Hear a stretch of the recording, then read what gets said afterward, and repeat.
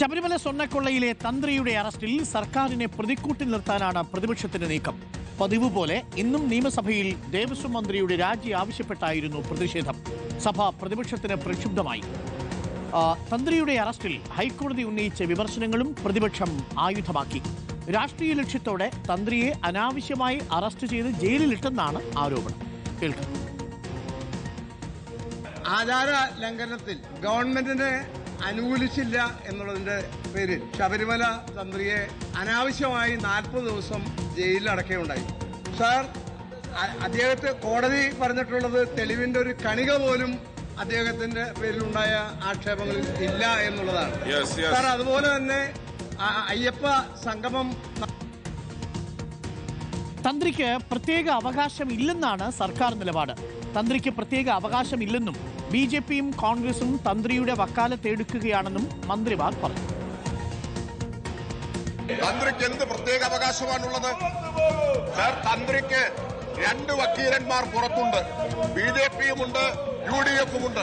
സഭയ്ക്കകത്ത് BJP ഇല്ലാത്തത് കൊണ്ട് ആ BJPക്ക് വേണ്ടി കൂടിയുള്ള വക്കാലത്ത്, തന്ത്രിയുടെ വക്കാലത്ത് പ്രതിപക്ഷം ഏറ്റെടുത്തിരിക്കുകയാണ്, UDF ഏറ്റെടുത്തിരിക്കുകയാണ്. സർ, വീണ്ടും തന്ത്രിയെ മുൻനിർത്തി തെരുവിലിറങ്ങാൻ ഉള്ള ഒരു സുവർണാവസരമാണ് അവർ പ്രതീക്ഷിക്കുന്നത്. സാർ, ഗവൺമെന്റിന്റെ ഭാഗം വളരെ വ്യക്തമാണ്. തന്ത്രിയാണോ അകത്ത് കിടക്കുന്ന ആരാണോ അവര് പ്രതിയാണെന്നോ പ്രതിയല്ലെന്നോ ഗവൺമെന്റിന് അത് സംബന്ധിച്ച് യാതൊരു അഭിപ്രായവുമില്ല. കാരണം ഈ അന്വേഷണം പൂർണ്ണമായി നടക്കുന്നത് ഹൈക്കോടതി ഡിവിഷൻ ബെഞ്ചിന്റെ മേൽനോട്ടത്തിനകത്ത് മാത്രമാണ്. ഞങ്ങളുടെ മുൻപിൽ അന്വേഷണത്തിന്റെ ഒരു റിപ്പോർട്ട് വരുമില്ല. സീല് വെച്ച കവറിനകത്ത് ഹൈക്കോടതി ഡിവിഷൻ ബെഞ്ചിനകത്താണ് വരുന്നത്. ഹൈക്കോടതി ഡിവിഷൻ ബെഞ്ച് ഈ അന്വേഷണം ശരിയായ രൂപത്തിലാണ് എന്ന് പറഞ്ഞിട്ടും ഈ സമരം തുടരുന്നത് രാഷ്ട്രീയമായ ചില ലക്ഷ്യങ്ങൾ വെച്ചുകൊണ്ടാണ്. സാർ, അദ്ദേഹം നടത്തിയ പരാമർശങ്ങൾ ഹൈക്കോടതിക്കെതിരാണ്. അത് രേഖകളിൽ നിന്ന് നീക്കം ചെയ്യണമെന്ന് ഞാൻ ആവശ്യപ്പെടുന്നു. ദേവസ്വം മന്ത്രിയുടെ രാജി ആവശ്യപ്പെട്ട് പ്രതിപക്ഷം നടുത്തളത്തിലിറങ്ങി പ്രതിഷേധിച്ചതോടെ സഭ പിരിഞ്ഞു.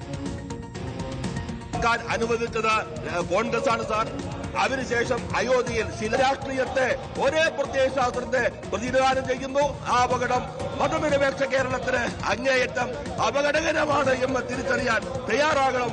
അതുകൊണ്ട് ശ്രമിക്കുകയാണ്. ഒന്ന് ശരിക്കും നോക്കിക്കോളൂ, ഇവിടെ നിൽപ്പണ്ട്. പ്രതിപക്ഷ പ്രതിഷേധത്തിന്റെ പശ്ചാത്തലത്തിൽ നിയമസഭാ സമ്മേളനം നാളെ അവസാനിപ്പിക്കാനാണ് സർക്കാർ തീരുമാനം. ഈ സർക്കാരിന്റെ അവസാന നിയമസഭാ ദിനമാണ് നാളെ.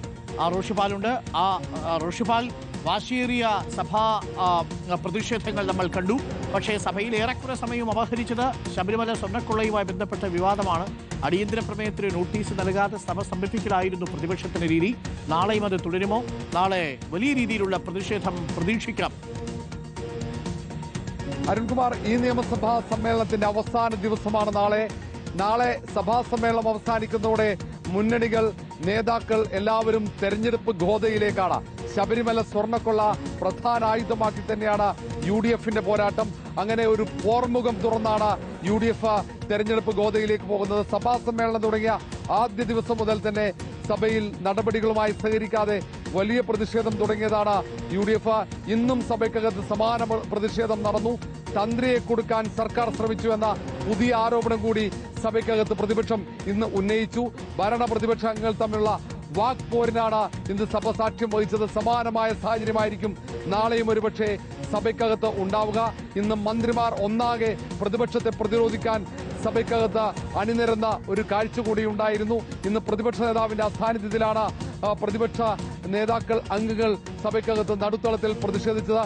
പിന്നീട് സഭാ നടപടികൾ ബഹിഷ്കരിക്കുകയായിരുന്നു. നാളെ ഏറ്റവും പ്രധാനപ്പെട്ട നാറ്റിവിറ്റി ബില്ല് സഭ പാസാക്കും.